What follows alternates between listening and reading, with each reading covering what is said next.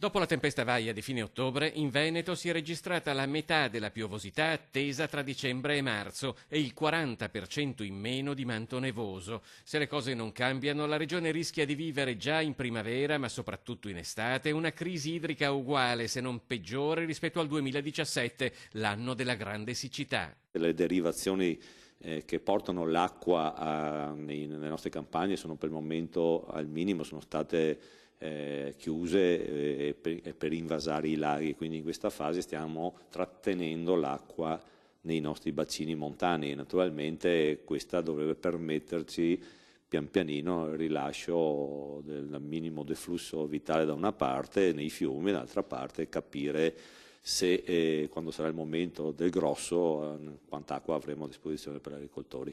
Dall'anno scorso la Regione ha messo in campo il più cospicuo investimento finanziario dell'ultimo decennio per ottimizzare la rete irrigua e contrastare il rischio siccità. In questi giorni sono aperti o stanno per aprire 24 cantieri dove si faranno opere per 161 milioni di euro. Si tratta di interventi come l'ampliamento degli invasi e la ristrutturazione di condotte.